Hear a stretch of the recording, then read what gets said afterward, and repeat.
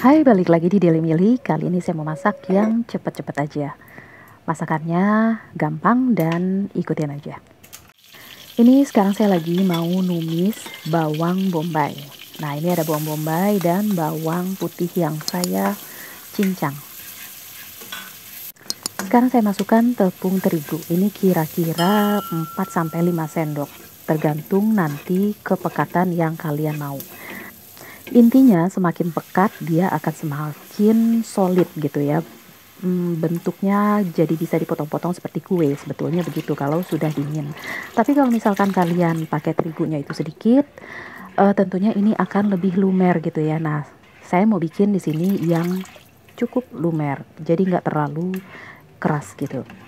Di sini saya cuma tulis ingredientsnya dalam bahasa Indonesia dan bahasa Inggris, saya nggak bikin detail gitu ya, berapa gram, berapa sendok kayak gitu. Nanti untuk detailnya kalian bisa lihat di deskripsi saya. Dan ini biji pala saya pakai kira-kira mungkin 1/4 sendok teh gitu ya. Lalu nanti saya juga pakai lada bubuk dan oregano bubuk juga. Tadi saya masukin keju ya, tentunya untuk bikin saus seperti ini harus ada kejunya gitu ya. Semakin enak kejunya, maka semakin enak juga rasa si skutel ini, atau bisa dibilang bechamel sauce gitu ya. Yang putihnya ini kan sebenarnya basic dari bechamel sauce. Jadi susu ketemu sama keju gitu. Nah, kalau misalkan kalian mau pakai yang cheddar atau mozzarella atau parmesan tentunya, atau keju yang berasa banget susunya, itu silakan ya, asal jangan pakai keju-keju yang terlalu kayak ada asemnya gitu. Itu kayaknya kalau orang Indonesia kurang suka. Untuk pemakaian ladanya di sini saya cukup banyak ya. Jadi pertamanya saya kasih, lalu saya kasih lagi, dan ini saya pakai gula juga untuk kasih rasa yang kalau cuma asin doang mungkin agak terlalu mahtek gitu ya, kita agak-agak enek dikit gitu ya. Jadi tapi ketemu pakai ladanya agak banyak, lalu pakai gula juga untuk dia jadi balance rasanya. Nah, ini di sini saya pakai telur saya kocok lepas, itu sekitar 4 telur. Intinya sih kalau misalkan telurnya 3 atau 2 bisa juga, tapi dia agak lebih lumer lagi karena kan kita pakainya tadi terigunya itu sedikit ya. Ini diaduk-aduk, nggak perlu butuh waktu lama setelah telur ini masuk. Lalu nanti setelah dia agak lebih kental, bisa kita matiin kompornya.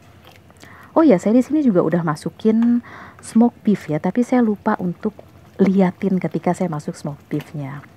Nah, ini di sini tadi saya bilang ya, ladanya saya masukin lagi, saya tambah, dan oreganonya saya tambah.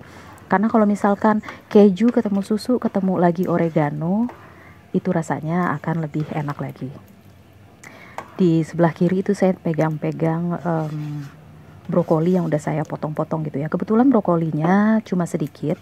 Biasanya kalau brokolinya banyak, itu ada 2 bonggol gitu ya, itu bisa saya masukin di sini gitu, sekalian direbus, atau kalau ini karena sedikit jadi saya jadiin garnish aja. Oke, ini setelah saya matiin kompornya, saya nggak pakai nunggu dingin dulu. Begitu saya matiin, langsung saya masukin ke tempat yang bisa dimasukkan ke dalam oven gitu.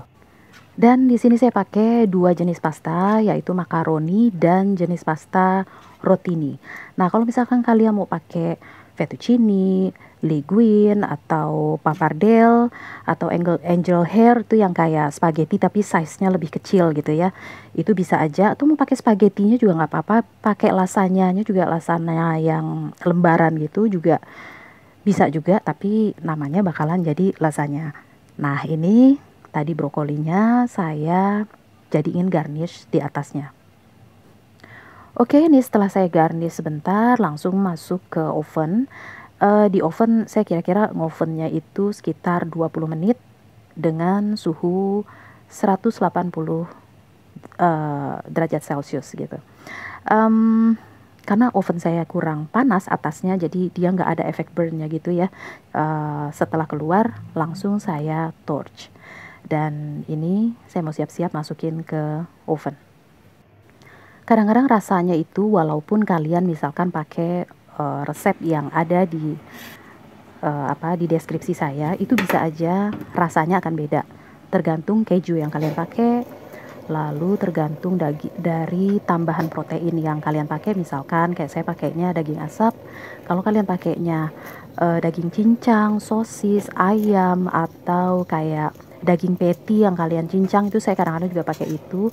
Lalu atau enggak saya pakai yang sosis, itu pasti setiap protein yang udah diproses gitu campur ke dalam susu dan kejunya ini punya rasa yang berbeda-beda. Jadi silahkan kalian pakai tambahannya apa aja. Oke, ini dia menunya udah selesai dan terima kasih telah menyimak ya. Semoga resepnya bermanfaat. Silahkan di like, subscribe, dan di komen videonya. Silahkan dibuat juga di rumah ya. Nah, ini ada contoh ketika saya bikinnya ngebake-nya itu pakai microwave. Saya pakainya itu yang pastanya beda dan protein tambahannya yang beda. Oke, segitu aja. Thanks for watching. Assalamualaikum.